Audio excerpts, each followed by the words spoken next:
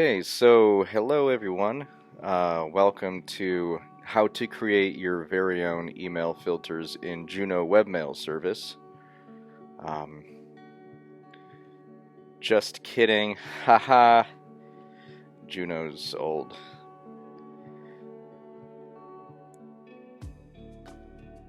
Welcome to Let's Get CyberPhysical, securely bridging the air gap like a boss, by your boy, Taco the Boss, aka Mike Curnow. That's my name. So, who am I? Personal. I'm always tripping and or falling. I don't really get art. I don't understand it. I like fidget spinners. Even got one right here. I'm uncomfortable in a suit. Professional. Currently, I'm the Chief Executive Officer for Defiant Networks. And Defiant Networks, we aim to secure industrial control systems in Industry 4.0 by utilizing cloak networking. Chief Information Officer of RapidCat, which is a financial analytics technology company. We help people make intelligent decisions when playing the Forex market with foreign exchange stuff. The lead security operations center architect at Block Harbor Cybersecurity, the foremost, bestest cybersecurity firm in Detroit, Michigan. If you're an automotive OEM or you just need a top-notch, above and beyond the Call of Duty security operations center and other security services, I swear to God, you better call them. Or else. Also a public speaker. Don't really think that's going to be going on for the next couple of years for reasons in society. But yeah, I've spoken at a bunch of panels and conferences. Spoken at a bunch of conferences and sat on a few panels. Did a bunch of meetup talks before and during the past few years. Did a couple seminars, and then I also speak to myself in public while shopping. Previously, some of my prior experience that led up to where I am, I was a psychological operations specialist in the United States Army Special Operations Command. Basically Jedi mind tricks and leaflets and face-to-face engagements and peddling influence throughout different communities. I was a web developer. That's really it. I got into software engineering. Started that off really in financial tech, writing APIs that financing systems could use and bridge lenders to customers via e-commerce distribution channels. I was the head of security services department for an international MSP. Did that for a couple of years, and then for a few years I taught programming and cybersecurity at the Coder School.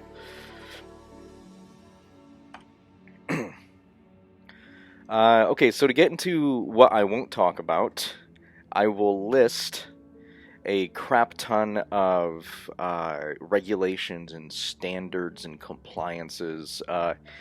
These are all things that if you're watching this video, you should have already employed or already have a plan to employ measures to ensure that you are adherent and compliant to the regulations and standards that dictate your industry.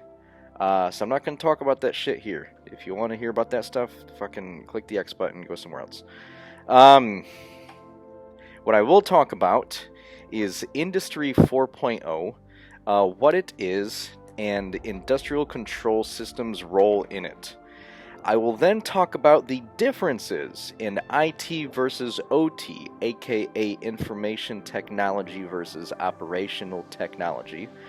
I will then get into the practice of IT-OT convergence, what it is, and then next, the problem of an insecure convergence, which is something that is quite ubiquitous in how it is deployed in today's day, which is whatever day you're watching this, I guess. And then I will cover some prospective ways to secure IT-OT convergence. These are notional models and ways of thinking of just trying to help you build a mindset on what constitutes quote-unquote secure in your convergence. Okay. Firstly, we will start off with the history of industry. It's a lightweight history. It's not the whole fucking thing. We'll get into Industry 4.0, which I have here. Starts at 1765. During that time period, we have the emergence of mechanization, and we then pivot our agricultural economy, replace that, pivot to industry as a new foundation, thusly necessitating the need to transport goods and people, sorry about that, faster than normal. So we have the steam engine, which births coal mass extraction tech, and we accelerate the economic, I said that shit before. Basically, standing up locomotives and railroads to help transport things faster. And Industry 1.0 inherently created the foundation of what we use today. Industry 2.0, I have here, starts in 1870. We have the introduction of new energy, gas, oil, electricity. We create the combustion engine, which subsequently creates a need for more steel. So the steel industry grew to accommodate the deployments of combustion engines. We have new communications, as in the telegraph and telephone, and new transportation in the forms of automobile and plane. Next is Industry 3.0. Here I have, it starts in 1969. These years, it could be like a year off, give or take. I tried to find the averages of what the years I found. Like, I found a couple different years, and I just cut it down the fucking middle. We have additional new energy in the form of nuclear energy. Those of you who don't know what that is, just go watch Simpsons.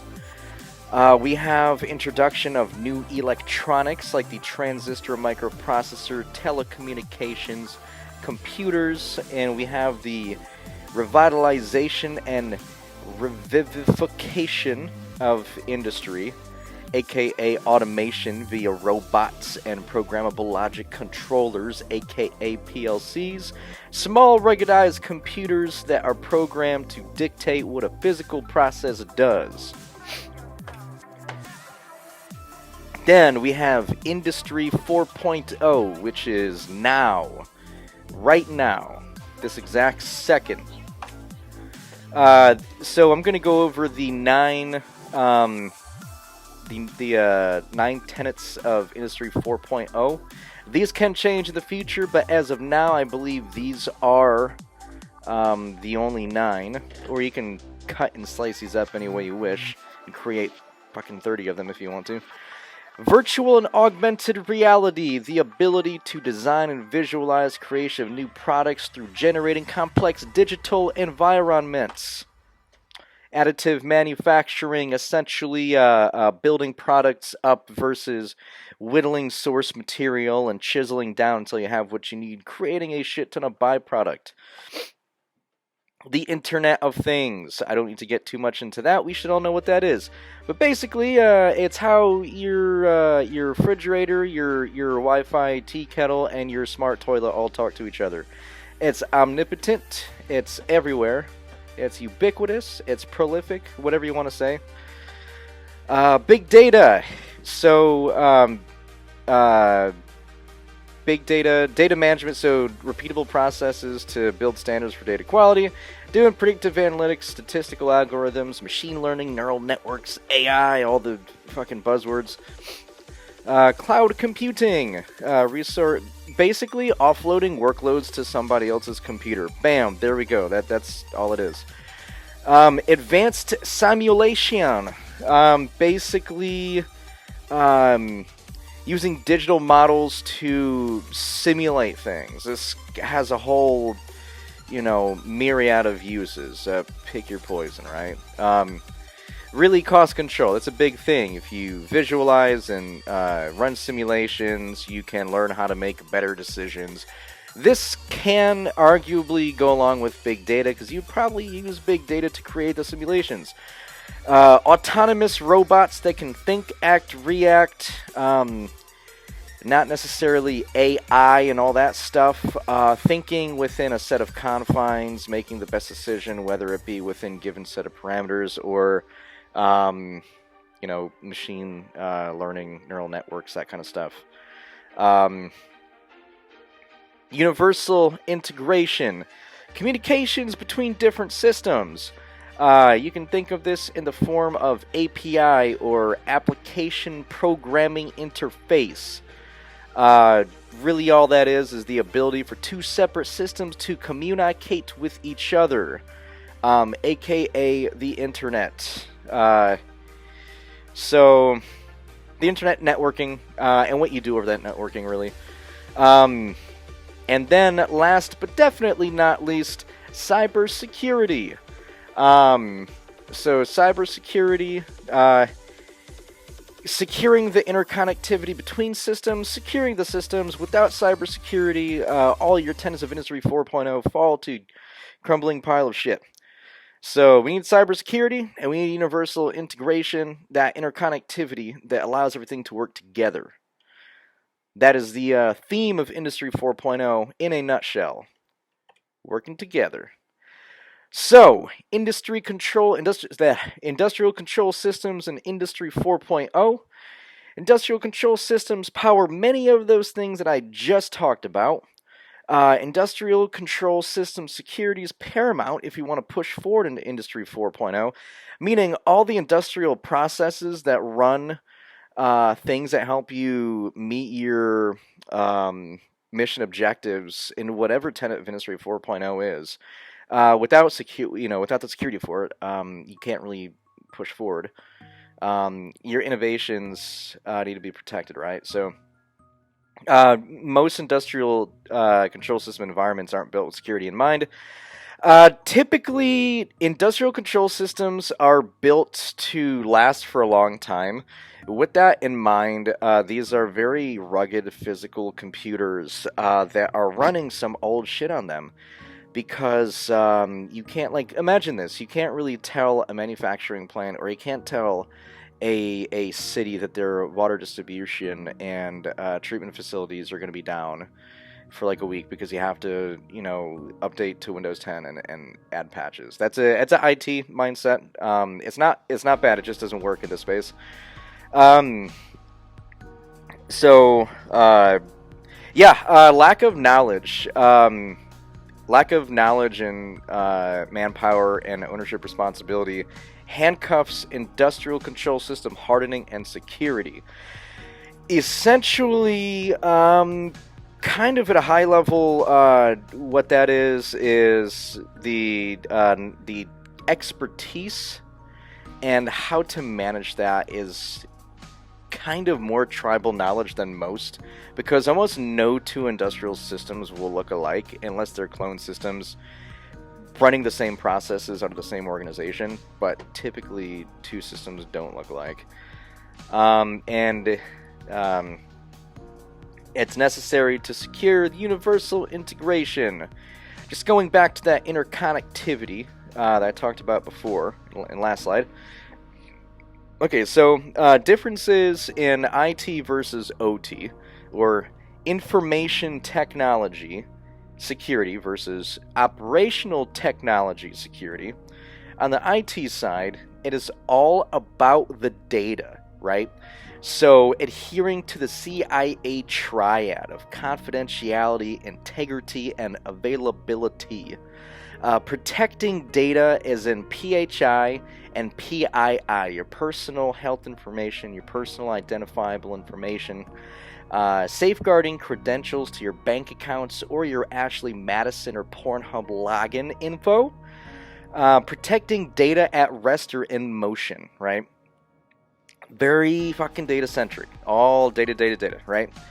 And your uptime is 99.999%, denoting that extra 0.001% accounts for a margin of error where it's like, oh, okay, the server's down for a second, but we can spin that back up. That's fine. We just run from a backup or a snapshot or whatever. In OT security, you don't really have that opportunity. OT security is about securing your critical assets. So it's really about the risk and safety of the people, environment, and assets. Whereas IT security is about protecting data, and if something goes down, then hey, spin it back up, no worries. In OT security, if something goes down, something can break, property can be damaged, or someone can just die, right? Imagine a big thing falling on a person, and they die. No FUD here. Availability. And availability, I will translate that better by saying mission-oriented, right? So availability of maintaining mission-critical operations, right? And 120% uptime for quality and performance. Imagine a traffic control system, your street lights when you're driving around town, or maybe not driving so much nowadays. Imagine if that goes down for a couple of minutes. No one knows what the hell to do. People are really bad drivers. They don't know how to direct traffic. Everyone would die. Again, no FUD here. I'm exaggerating. Little engaging in hyperbole here, don't mind me. And the attack motivations also differ as well. IT or information technology, typically that's based around monetary gain, stealing trade secrets to sell for monetary gain, or just to screw somebody over. Obtain accesses to things that they're not supposed to, escalate privileges, whatnot, yada yada. Find something juicy, sell it, bam, monetary gain. It's really around monetary gain. Monetary gain, or even cyber espionage would be around monetary gain, right? So in OT, attack motivations specific in OT are to cause harm or to kill people, right? Cause harm to property or hurt people, pretty much. You see that in nation-state attacks like Russia to Ukraine and all that. That's right, I said Russia.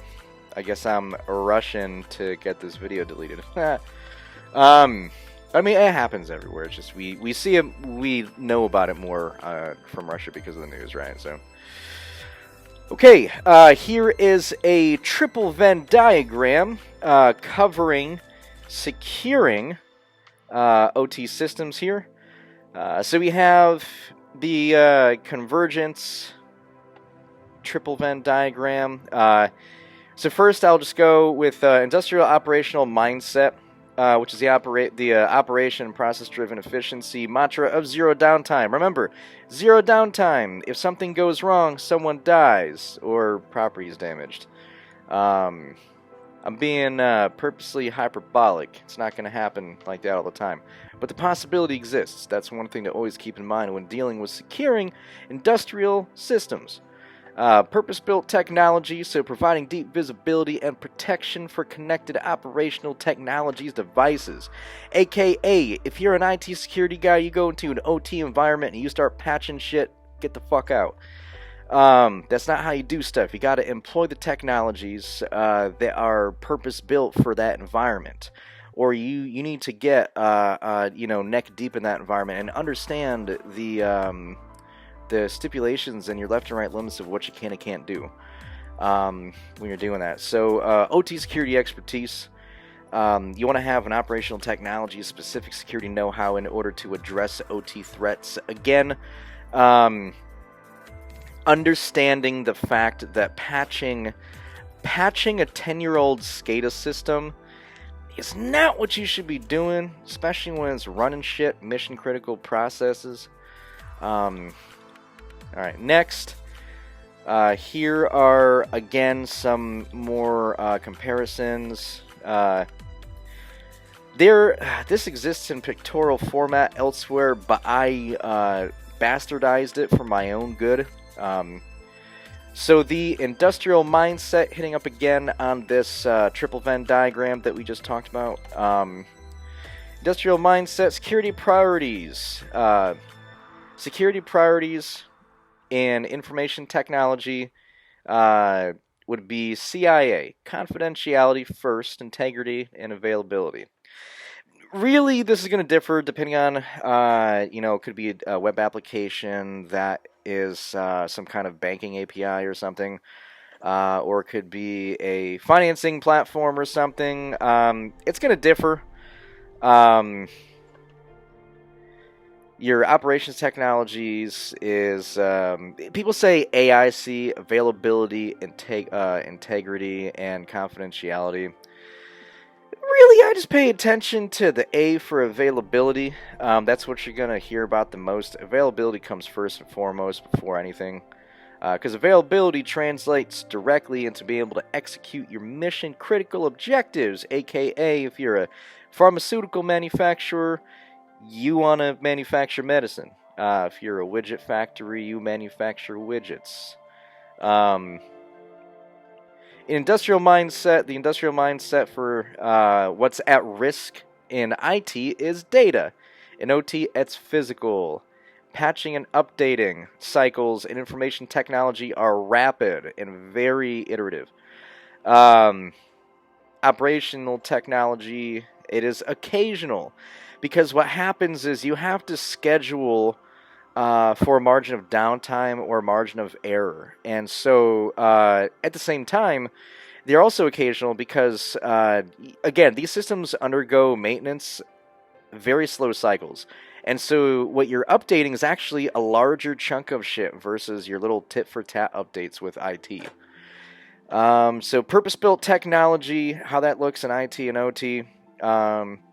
The strategy in IT is protect the data, right? Protect your Ashley Madison credentials.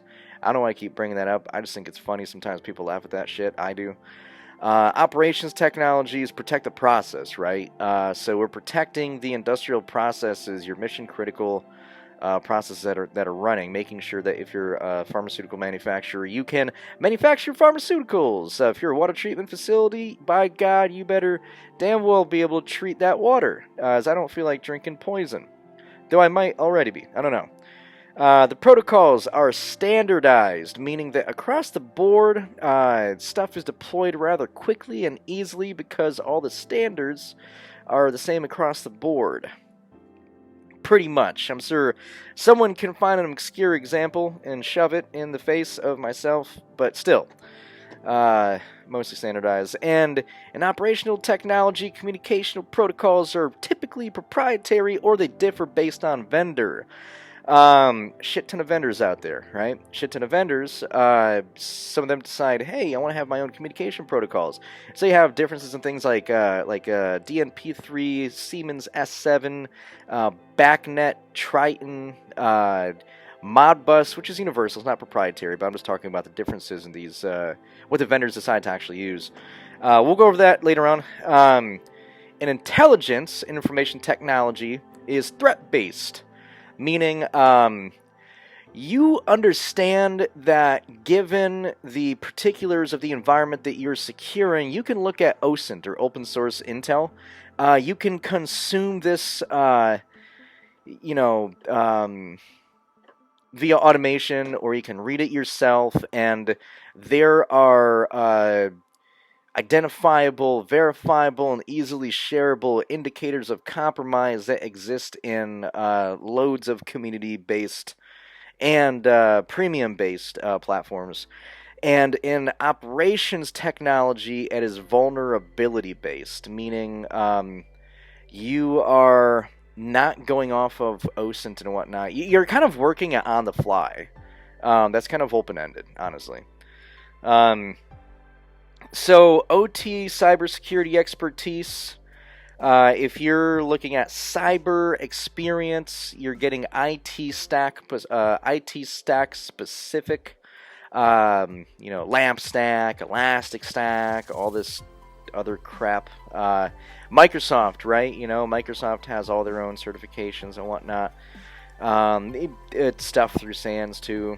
And then in OT, it's industry specific, meaning if you're a widget factory. Widget factory adheres to widget compliance and regulations, and those widget compliance and regulations specify and stipulate that you must be certified in widget technology operations. It varies industry by industry, but it's safe to say that you can consider that industry specific. Certifications, IT general. You can get very specific certifications that will get you in the door of organizations because you've got a Security Plus or a Microsoft Cloud certification or something. And then in operations technology, domain specific,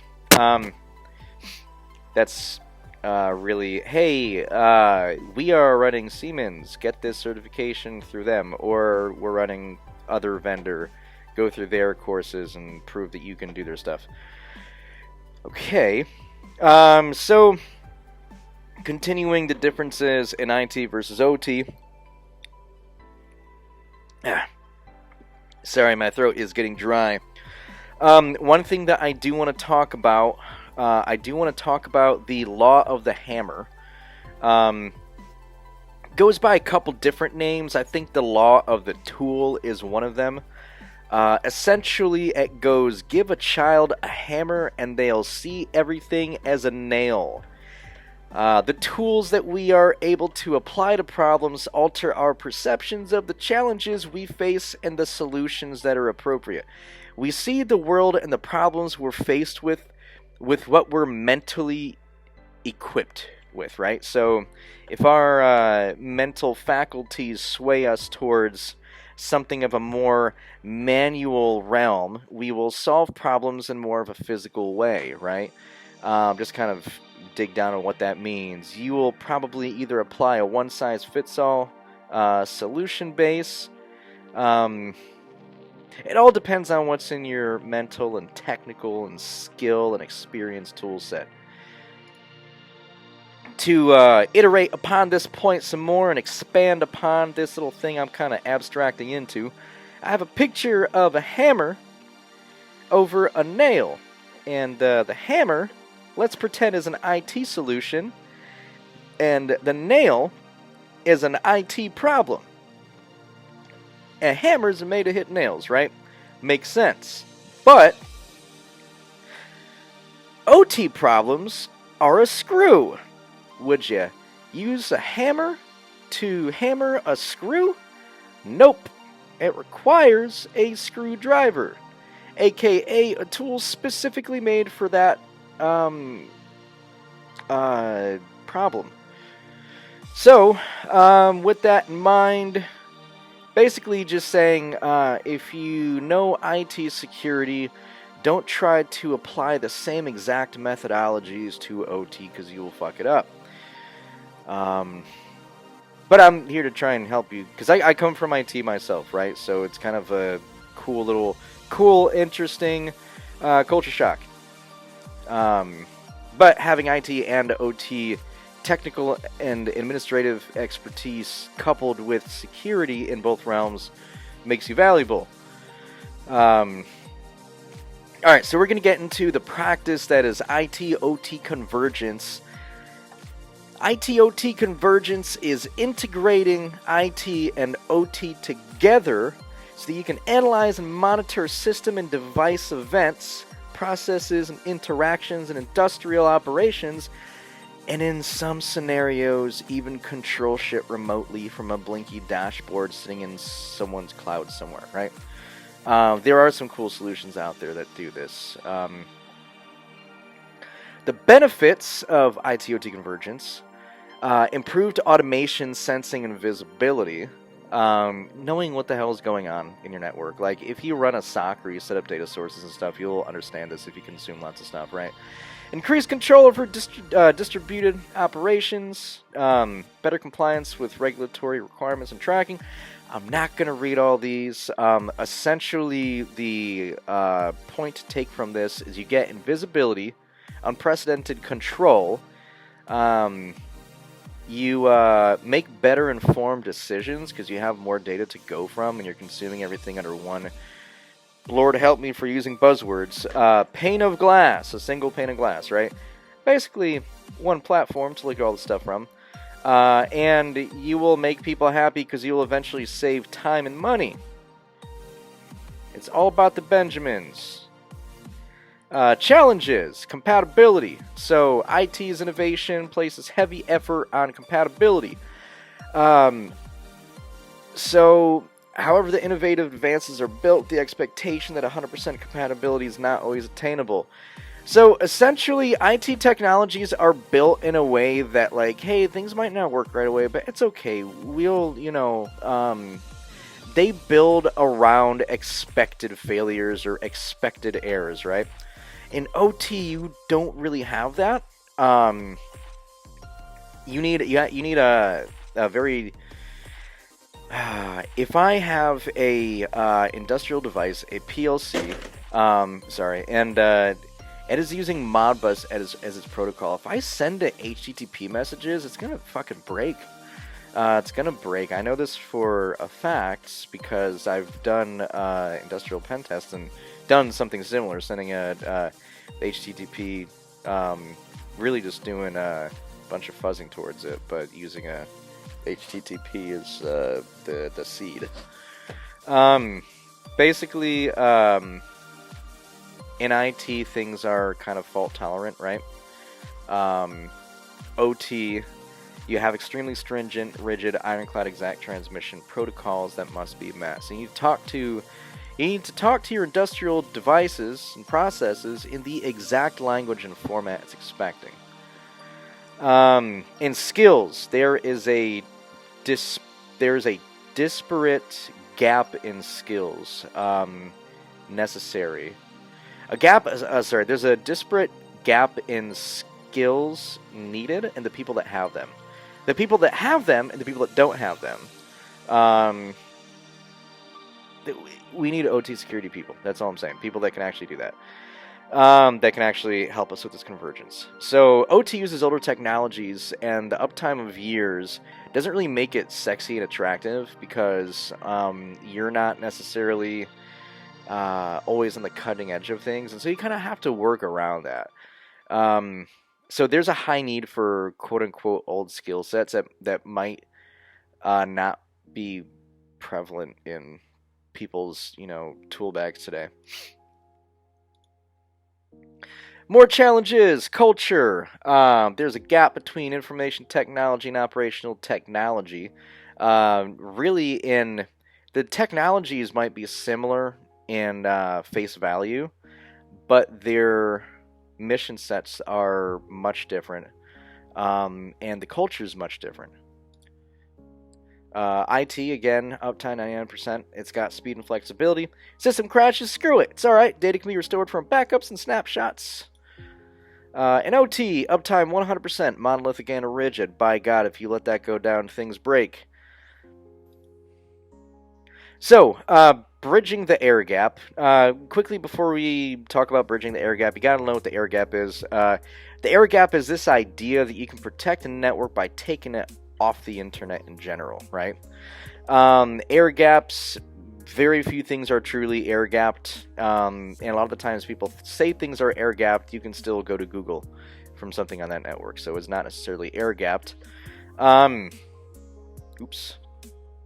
So The air gap is a physical gap between the control network and other networks such as business networks on the internet. The concept is that a physical gap can stop hackers from doing hacky McHackerson things.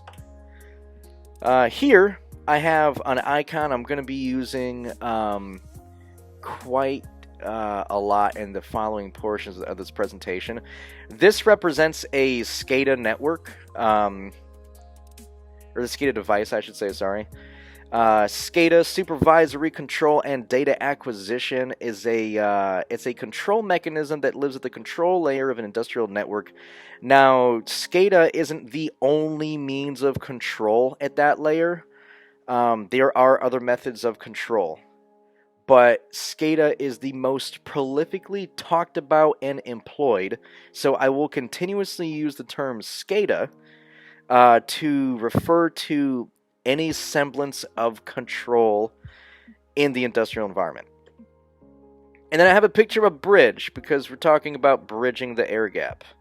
Then we have the internet, which is the internet. The goal is to have OT systems cozy up and marry up with IT systems for the use of consuming data, aggregating it, doing analysis on it, making smart factory and business decisions, basically turning business logic into industrial process based on all the shit we gather under one roof. So we want this all to play together very nicely.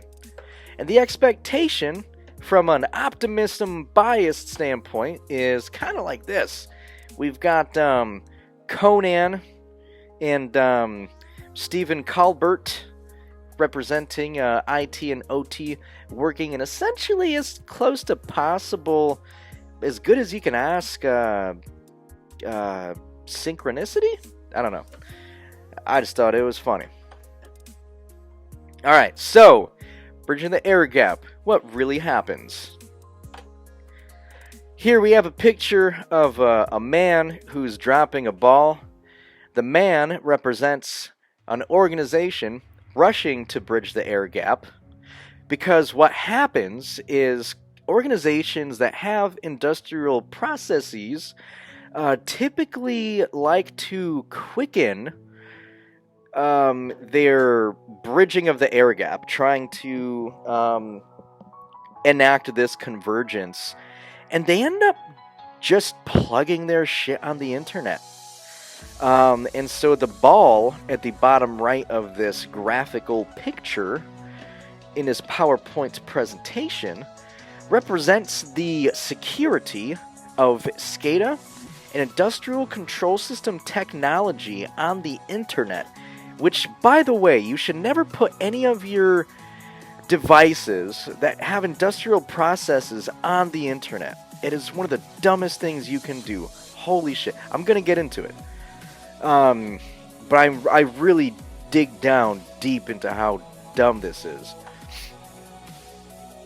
And we have a B-12 bomber dropping bombs, and we have explosion, fire gifts. Man, my throat's dry. Hold on a second. Next, we have a guy in Walmart carrying what I assume to be a bunch of cakes or pastries or something.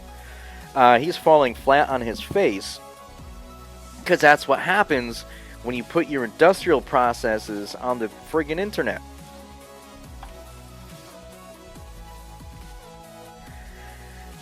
And here are a couple of memes, or memes. Depends on which syllable you place emphasis on. Y'all got any more of that IT-OT convergence? And on the right, here is any organization. This butterfly represents their sensitive OT equipment. I misspelled equipment. I noticed that on the internet. And the organization justifying this by saying, so this is IT-OT convergence? Right, yeah, for sure. This is it. Nothing can go wrong. Okay, so bridging the air gap. Interesting statistics. These figures are from last year, so when we look at these, they're going to be a little bit higher. But Black Harbor Cybersecurity, the best cybersecurity company in Detroit, Michigan. If you're an OEM looking to secure your cyber-physical assets, and or anyone looking for a security operations center, goes above and beyond the Call of Duty, top-notch, cutting-edge, bleeding-edge, totally holistic. This is definitely not a plug. I'm just kidding. It is. They did research on this last year and drew up some of these figures based on what we found from Shodan. And to highlight on this a little bit more, we saw 23,000 Modbus PLC devices on the open internet, 16,000 PLCs using Siemens S7 protocols, 500 devices utilizing the DNP3 communication protocol. Who was affected in a breach? Water treatment facilities. I think I've beat that dead horse for example's sake. Nuclear reactors, satellites, infrastructure, the user. And their solutions, pen test, security operations center, policy framework to help you, smooth those processes along and make sure that you're compliant. Okay, so yeah, really, this is just to enumerate the vast amount of devices that people didn't heed all this stuff on. Because I was not able to talk to them. Okay, so fun stuff. We are going to build our knowledge a little bit more here and get into a little bit of research and demos or demonstrations. So, shit, where am I? Alright, I'm going to move over screens here. Here, we are going to do a little bit of showdanning, which I don't think showdan is a verb, but I use it as one, because I do what I want. So, for those of you who don't know what Shodan.io is, it is a great search engine to find anything on the internet. So, webcams, smart light bulbs, intelligent plugs, like Wi-Fi plugs, smart fridges, smart toilets, and you guessed it, industrial control systems. So, before I was talking, I hit a little bit upon how vendors have a lot of their own communication protocols. This is just a very small handful of what industrial communication protocols really are. So we have Modbus, which is probably the most proliferated throughout the ether of industrial environments. We have Siemens S7, we have DNP3 and BACnet and Ethernet and PC Works and Hard IP and GE Tritium, BACnet, Omron, Redline, Mitsubishi, Melsec, go. Fuck. Yeah, anyways, let's get into Modbus real quick.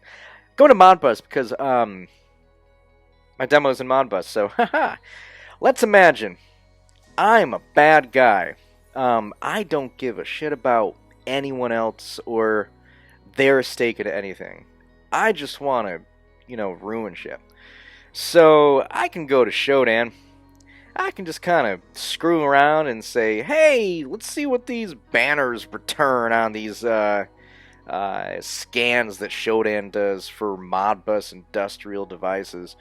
And we can see here, as long as it doesn't say ID data device failure and error and illegal function, if it gives you a device identification like Schneider Electric, chances are that PLC or that device has a Modbus port open that we can kind of ask it, hey, sup, dude, who the fuck are you? Oh, I'm Schneider Electric, here are things about me. So this is an easy way of doing it. really, this is good for research purposes. You can kind of get an idea for like what people stupidly put out there. I say stupidly. It's not even really stupidity. It's ignorance. Ignorance can be fixed, and that's what I love doing. I love helping people make better decisions about this stuff. After talking shit about them. Yeah. So okay. Let's go ahead. I don't know why I clicked that. Go back to port 502 search. We're gonna go to maps, and we're gonna see if there's anything nearby where I live currently. I'm not going to actually tell you where I live, but I will tell you the area in which I do live. Awesome. We can see there's a metric shit ton of Modbus devices ubiquitous throughout the planet Earth. If we zoom in, we can see our friends in China.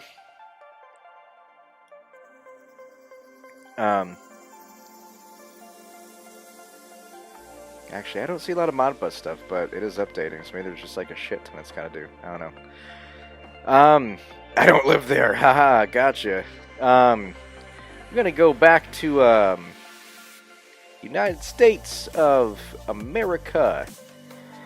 North Carolina. We're gonna go into this town, or this city, which just so happens to be the capital, called Raleigh. Shit, let's see what we got here. Let's just go ahead and see what's here. Southeast.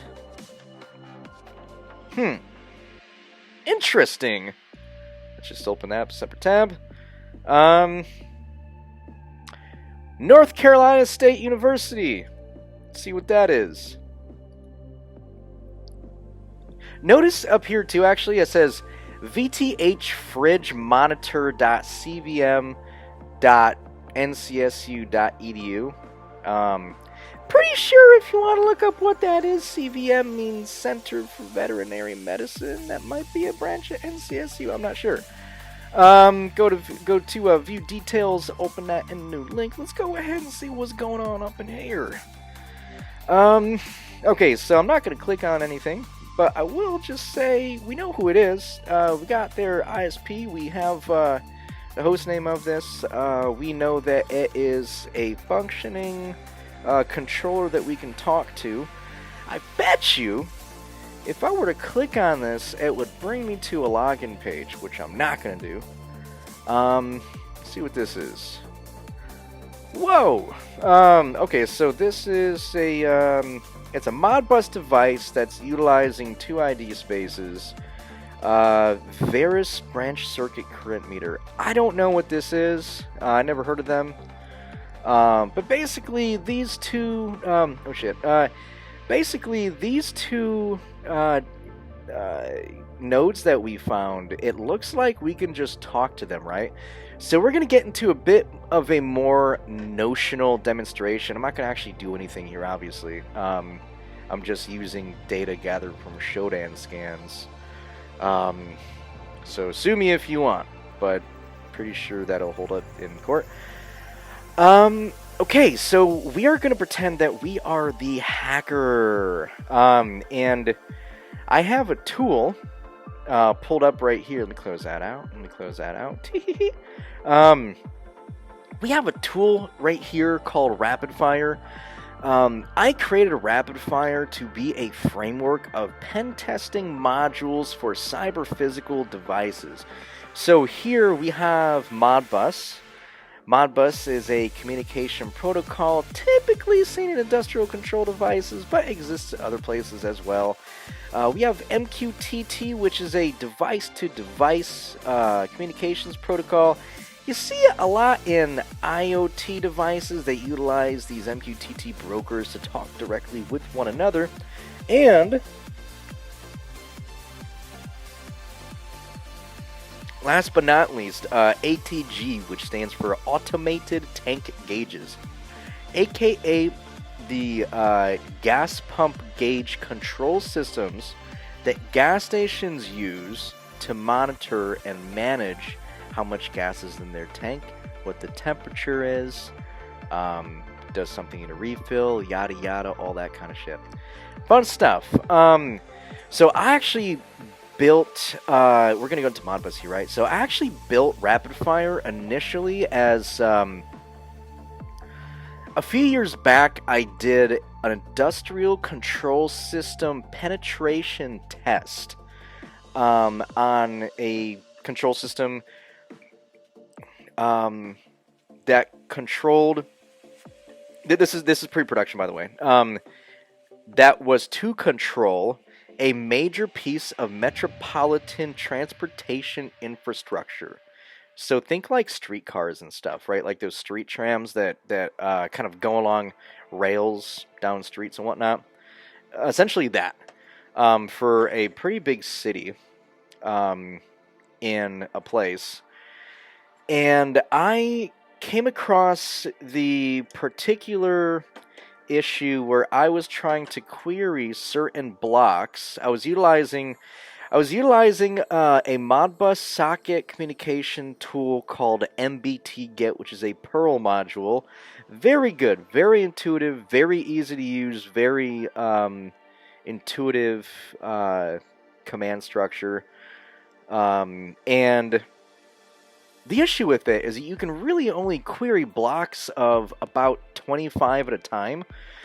And you can have like hundreds of register addresses that you need to see what's in it, and coils too. So I wrote a very quick and dirty hacky Python module that just iterated through big chunks and produced the results. That turned into Rapid Fire. I just started building around it, and it turned into a testing tool that I use for industrial pen tests even now, and that a couple of others use as well, which is pretty cool. So again, back in the we have our black hat on. Coincidentally, this is my favorite hat. But we're putting our black hat on. We are getting into a-hole mode here, and let's say that we targeted one of those two things we saw before, that that control power meter or that refrigeration unit, right? What we can then do from there, I'm gonna kind of talk through what I'm doing here. So I'm gonna hit 5 to enter the SMOD. Modbus pen test framework. SMOD, or I renamed it Stuff Doer. SMOD is a Modbus testing framework that I just forked it and consumed it, made it part of this. Oh shit! Hold on. Meh. Okay. Alright, so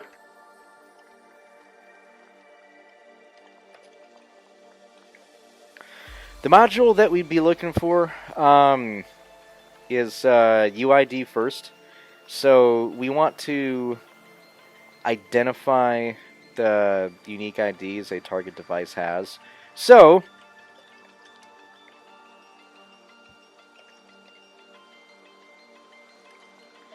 screw it. Set our hosts. I have a Modbus PLC lab setup that we're connected to, so 0.0.0.0.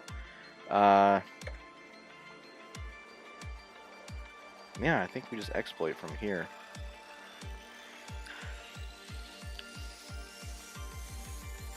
Oh, you know what? I forgot. Use Modbus. Whoops. Modbus scanner UID. Show options. So what we gotta do right here really quick is set the R hosts to 0.0.0.0. Bam, there we go. Exploit. Alright, so we can see UID is 1. UID is 2. This is a very open PLC that I'm doing the yeah, it's a very open PLC that I'm doing the demo on, just so we can kind of like see what kind of cool shit we can do. Get out of there. Get out of there. All right. I fuck that up. Don't mind me. Alright, we go back in. And we have the UIDs one, so all we got to really do go from there is we're going to get back into SMOD here. Show modules. Next thing we want to do is get functions. So now that we have the UID, we can query query MBT requests over that. So first off, we're going to go ahead, or sorry, second off, we're going to go ahead and get the functionality, right? So we're going to say, we're basically going to be asking it, hey man, so what do you do? Or hey girl, if it's a female, you know, what are you doing here? What do you do for fun? And hold on a second. Show options.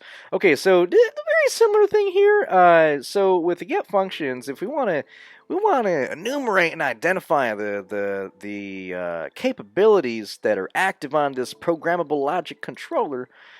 In this part of the module, we got to go ahead and set the R hosts. It doesn't transfer over, but it's alright. It's like minimal shit we got to do. Then we set UID. I'm just going to set it to 1 for simplicity's sake. And we're going to exploit. So, what happens here is,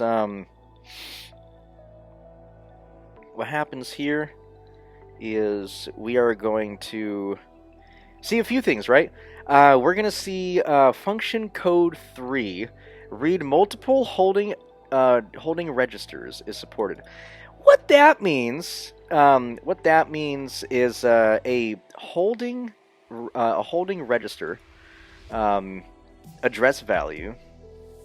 All that is the data that's stored in the PLC. It can be the temperature of the thing, the height, the weight, the how many revolutions a centrifuge makes, or something like that, right? We can also write multiple holding registers, meaning we, as somebody who was outside of the purview of anything going on in that freaking industrial process, we can disturb it. We can disturb it. We can input our own stuff in there. Now, honestly, what you have to keep in mind is that because we have no idea of what any of the values actually mean, it's just like numerical stuff, right? We don't know what it means, but we do know that we can fuck it up. So single, sorry, hold on a second here. Read coils. Yeah, so coils hold the programming logic, the logical values and outcomes of the PLC. It's a binary 0 or 1 output. And we can write to multiple coils.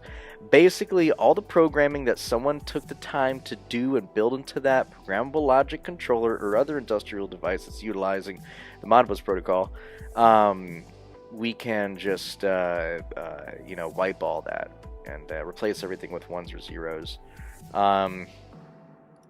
Okay, so for I just realized I don't have the other windows on here to show you what the holding register address and stuff look like. Anyways, I'm going to complete the rest of this demo just right in here.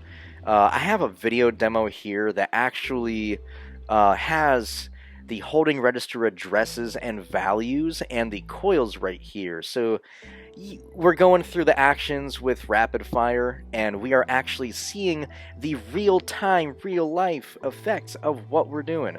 And the cool part, we can skip way the hell ahead. So, beep, boop, beep. Oops, there we go. Okay, cool. So, why did it just go back to the beginning there?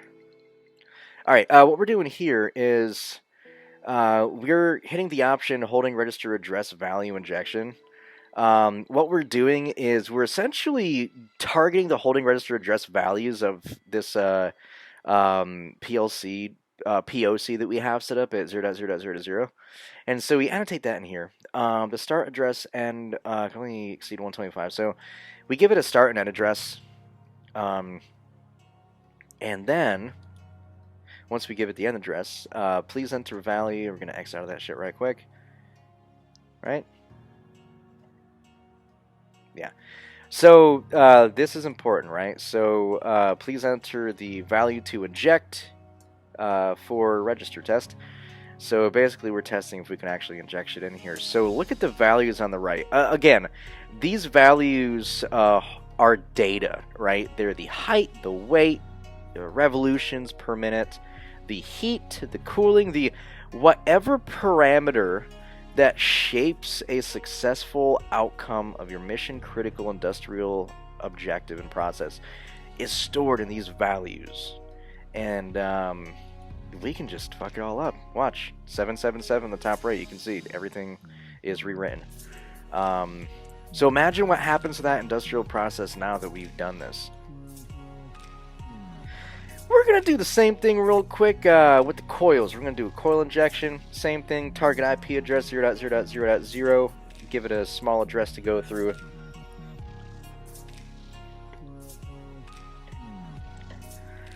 And the value, so it's all ones and zeros on the bottom right? So we're going to replace them all with, I think, 1. Or no, 0. And I hit enter. Now look, it's going to all turn into zeros. So again, all of the logic that your automation engineers sit there and put into this devices is all gone, because I'm an asshole with Shodan. But yeah, this just really kind of show you what can be done. That's the problem of it, right? When you have people that just put shit on the internet like that, you are basically opening up a nerve to the entire world with the precarious belief that everyone's going to do the right thing and do right by you, even though you're making yourself a really easy target. So, how do we securely bridge the air gap? Well, first off,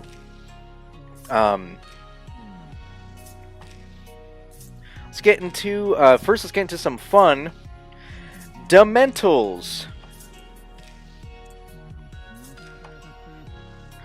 So always remember, you're not secure.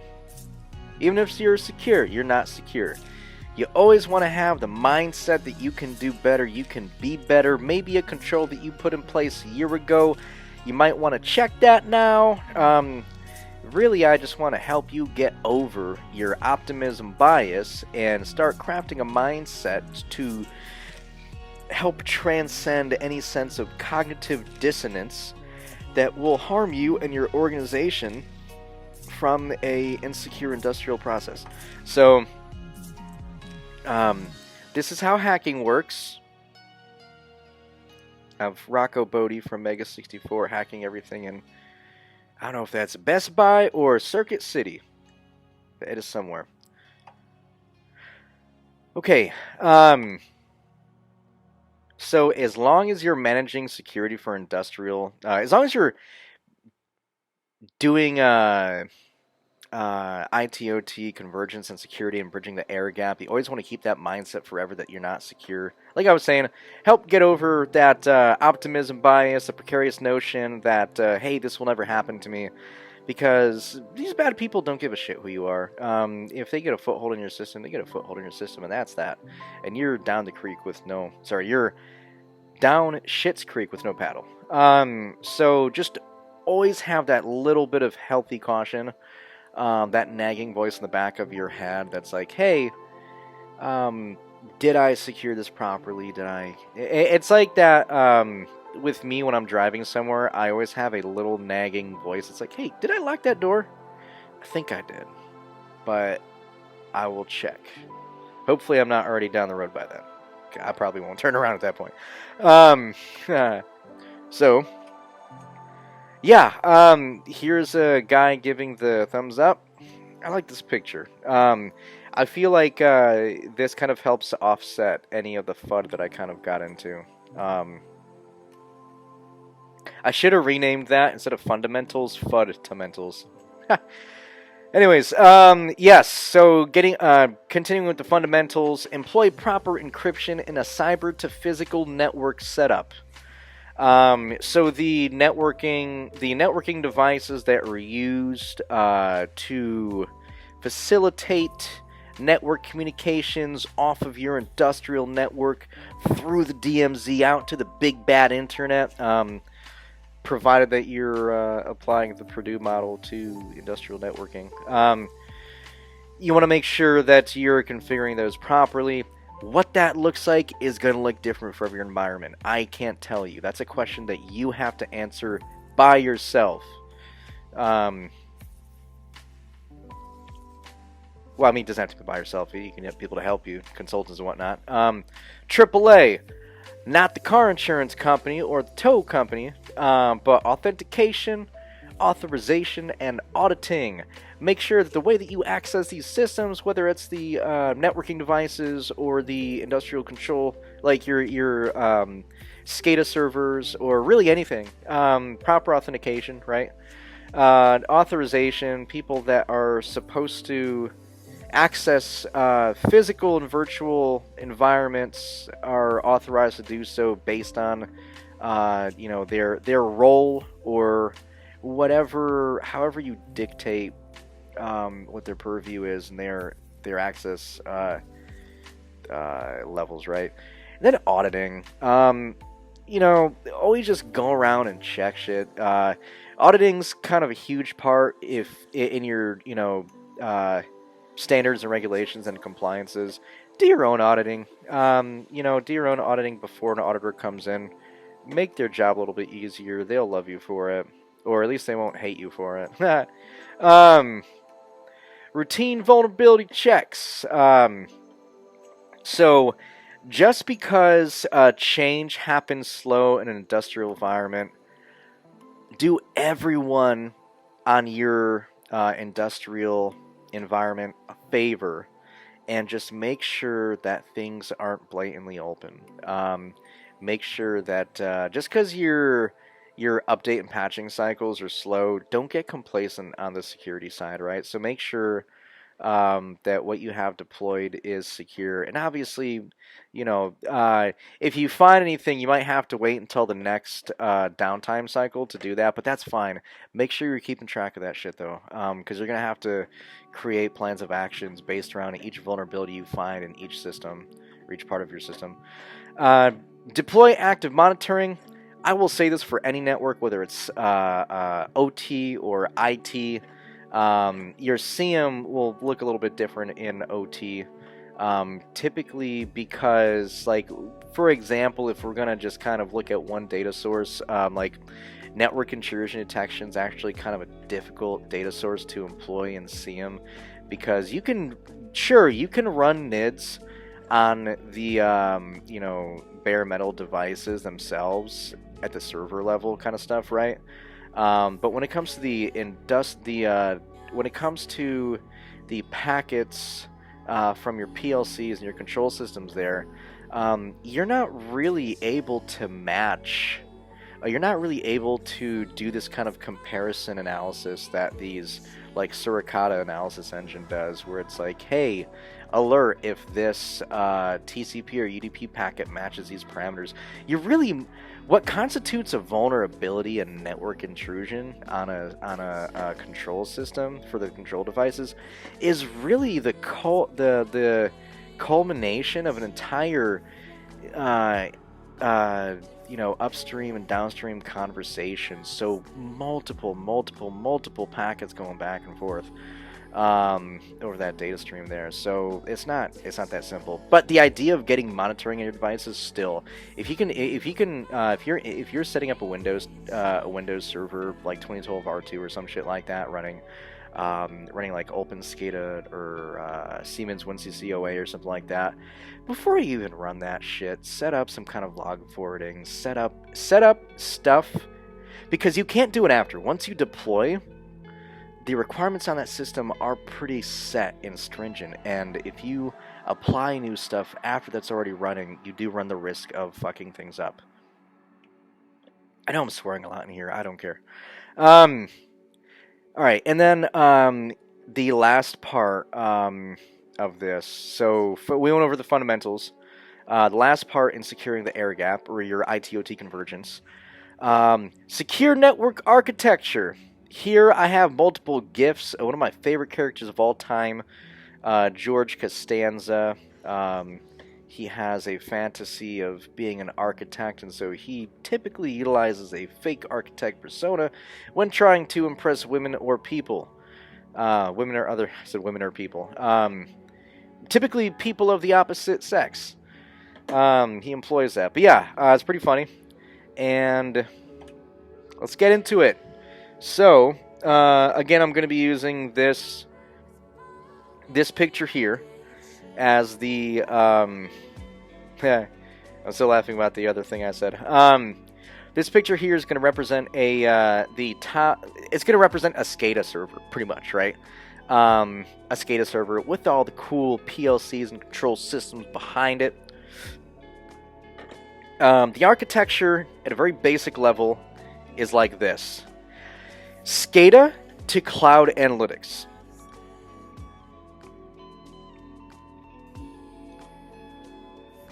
Don't do this. Don't hook your SCADA up to the internet like that. Don't just do it. You have to employ security measures between those communications.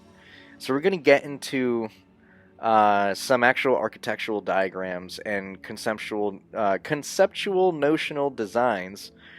So this right here will be the base or the boilerplate of what we're going to be considering the industrial network or the environment, right?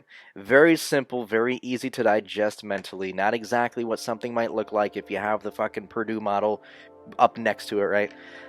Which is fine. It's just a hierarchical system of controls. That's all I need to know right now. So we have a SCADA at our control layer. We have our PLCs and our monitoring control points and our things that are managing actual machinery.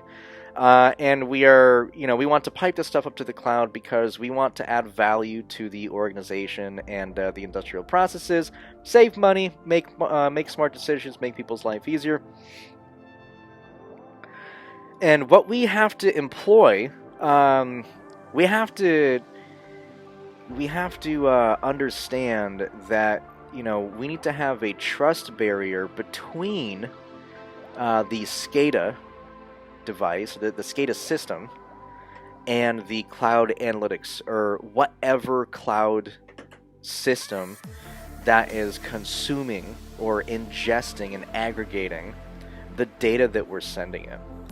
And we also have to realize this trust barrier also implies that anything that comes back cannot be trusted, because we can't control that. If I put my SCADA device on the internet, for some stupid reason, I do that, I run the risk of someone trying to talk to it in some way. There are a lot of arguments against this. It's just good not to put it on the internet. Don't connect it to the internet at all. There are ways around this. There's lots of cool, creative ways that people employ their own IT/OT convergence in a multitude of different industries. But don't do this.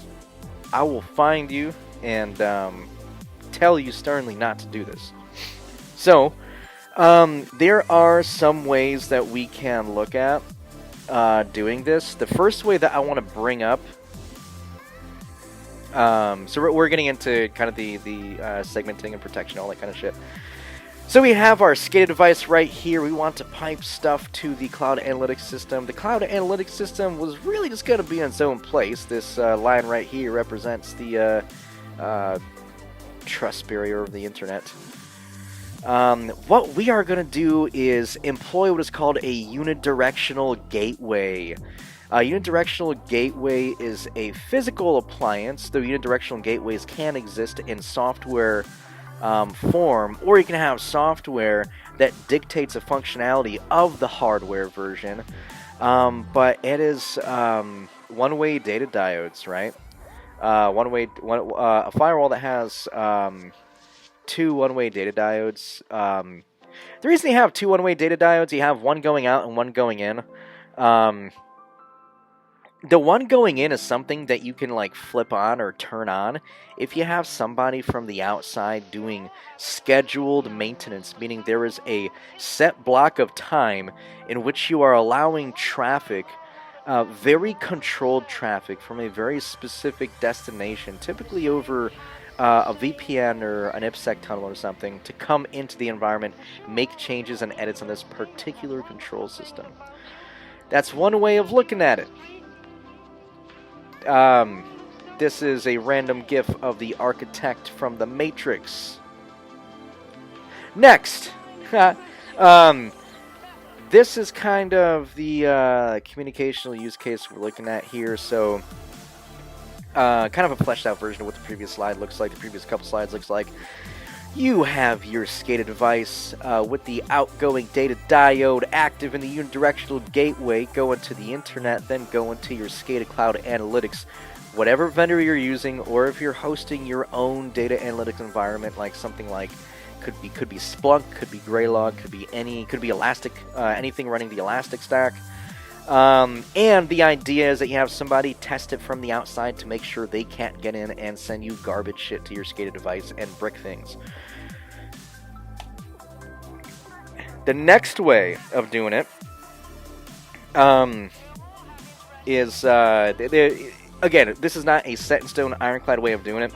These are just notional concepts to kind of help you think of creative ways that you can do it. So, here we have our cloud analytics SCADA up here. This is our thing that's off in the cloud. It's someone else's server. It could be hosted in AWS. Could be whatever your vendor uses, right? And then, wow.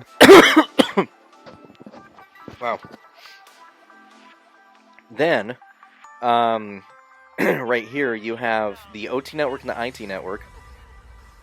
They're segmented on this network switch. And your SCADA network, it's the same boilerplate as we saw before.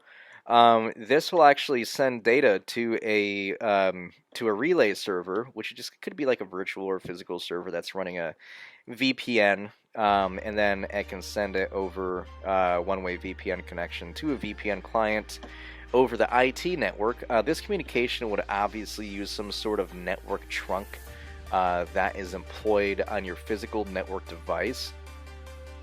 And that would then send your data up to the cloud. The idea is you never want to have a flat network for your operational technology and your IT network. I know some people might talk about segmentation on a flat network using software-defined networking. I think that works in an IT-centric environment. Just don't mix your OT network up with your IT network. Don't have a flat network. That's my professional opinion based off of gajillion hours of research and experience I've had. And a metric fuck ton of other people will tell you the same thing. That have a lot more years and experience and a lot grayer hair than I do. Same exact thing. Here we have another notional network setup in which we've actually created a second segmented system apart from your IT and OT network. It's a network segment that specifically just hosts that relay server that we talked about earlier, completely segmented from the IT network. Just on the off chance you get some kind of ransomware that proliferates throughout the network on some kind of network file share or the kind of network based doodad attack vector, and maybe this thing is not as secure. You just don't want to worry about that. So the same thing, you have a base plate, boilerplate, SCADA system right here talking to a relay server utilizing a VPN one-way communication over a network trunk that joins the OT network and the independent segmented network. Goes out to the internet, to the cloud analytics dashboard. So that's all, gravy and everything. So we're going to get a little bit deeper into what this looks like here, the segmented stuff. We're just going to kind of flesh out the previous model. We're fleshing this out a bit more just to kind of learn how we can do some abstraction in some areas. So if you notice right here, I've got these two little syslog ng icons. That's just what I like to use for log and data forwarding, management, and filtering. Here we can see this right here is actually denoting the network trunk between two different networks. This blue line denotes an opening trunk from this network here that we're on the OT network, and this turquoise line will represent connectivity from this independently segmented network.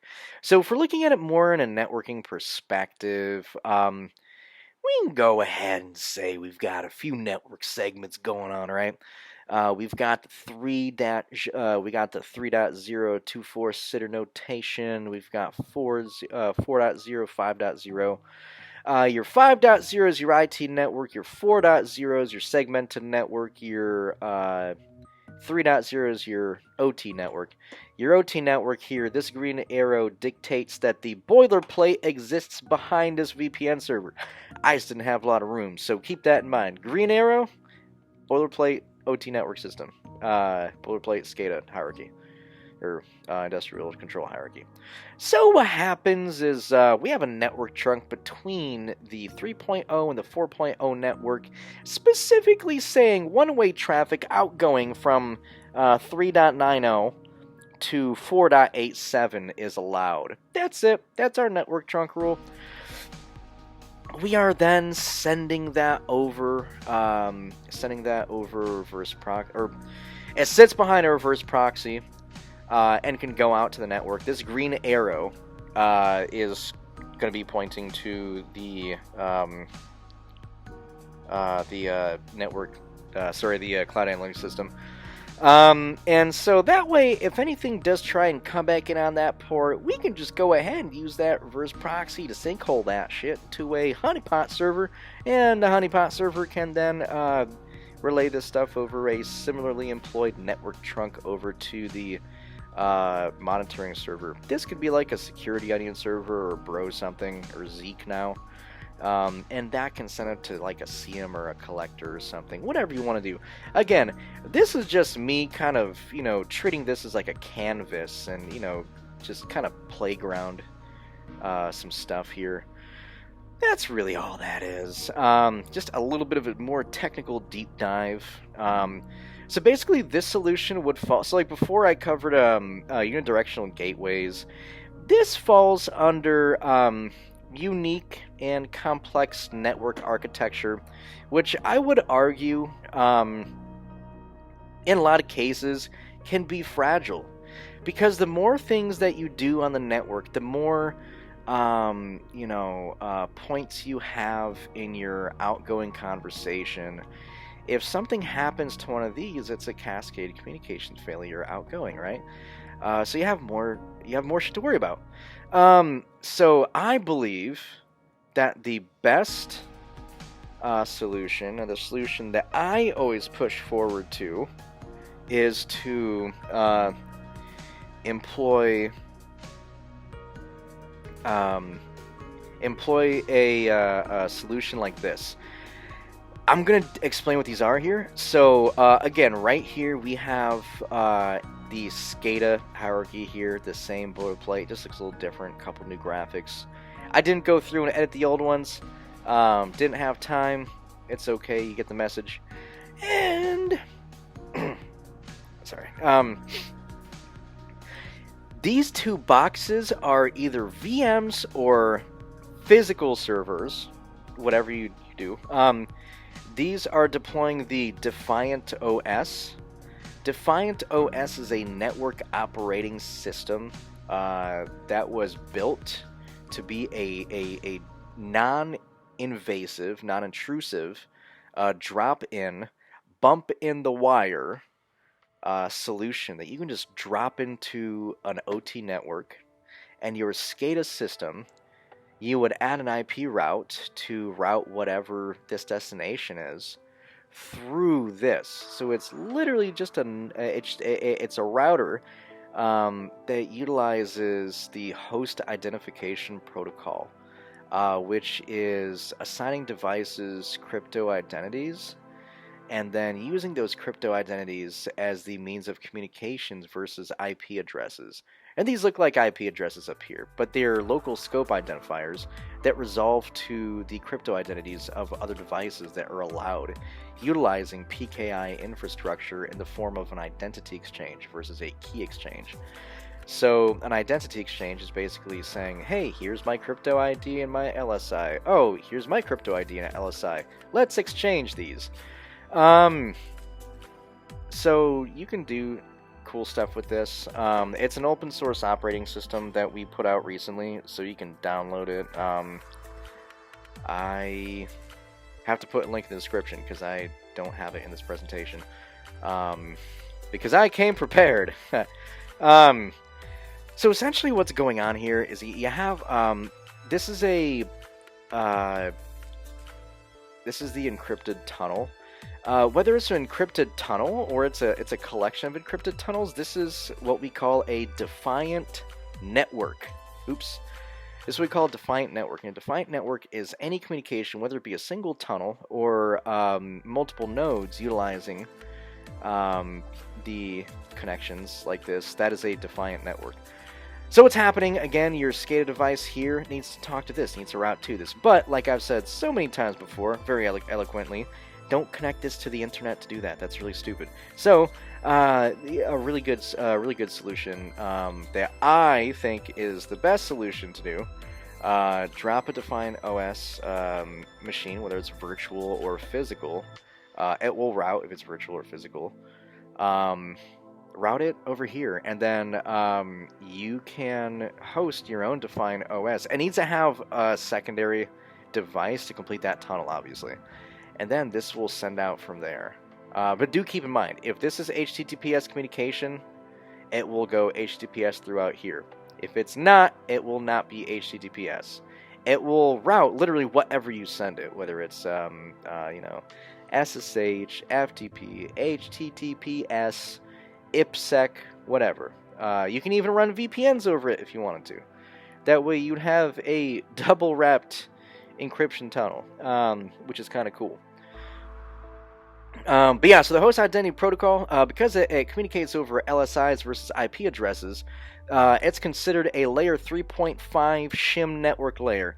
Basically, if you're on a 192.168.1.0/24 network or a 172.16.16.024 network, and you're not on the HIP tunnel, you cannot see this. You cannot ping or scan or anything this LSI here. So it is a cloaked network. It is like sending your data over the astral plane because it's invisible. It's cloaked. Yeah, so this is my suggestion. You can do lots of things. You can do VPNs. You can do unidirectional gateways, which are extremely expensive but highly effective. It does require management of how that's ran and used. You can do complex networking infrastructure like this, and I like doodling and conceptualizing these myself as well. But this is the easiest thing because you're not installing agents. You're not doing anything to the SCADA device or whatever is collecting the data. You're not doing anything to it. You're not setting up agents and clients. You're just dropping in an OS and connecting it to something that you set up on the outside. That's it. That's really all we're doing. Easy to do. So, anyways, yeah, that's the end of this presentation.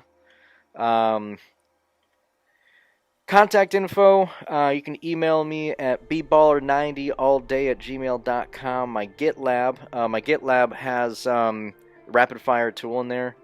Taco the Boss. My Twitter is Taco the Boss. My Instagram is Taco the Boss. My YouTube is Taco the Boss. My LinkedIn is Taco the Boss. And my website is defiant-networks.com. So please check that out. It will, you can download Defiant OS for yourself. It is now officially released, publicly released. It's gone past its soft release point. So, yeah. Awesome. Yeah, so final thoughts. Don't be scared. Be secured. When employing an ITOT convergence strategy, make sure that security is not an afterthought, because once you deploy these solutions that allow you to speak back and forth from your SCADA devices on your OT network to your cloud systems that run these IT infrastructures, you're going to have a difficult time trying to undo that, trying to play around and pivot on the OT side. So to just make sure that you're thinking from a obviously mission critical objective first, coupled with the security around it. That's the point I want to drive home. And all these examples, even if you end up not going with my defined OS solution, all these examples are really just to serve as inspiration on how to carry out your ITOT convergence deployment. Thank you very much for watching this. And I appreciate if anyone wants to email me. I put my contact info back here. If anybody wants to email me, hit me up on any of these social media platforms. I would be happy to work with you, be happy to answer any questions, advise you, send you to some good resources, help with connections, that kind of stuff. I love getting people up to speed on what security in IT/OT convergence and in OT in general looks like. Though my expertise fairly and honestly is in IT/OT convergence. But yeah, thank you very much for watching, and I hope you drew something of value from this. That was my goal. So, all right, have a good day or evening or morning or night, wherever you are.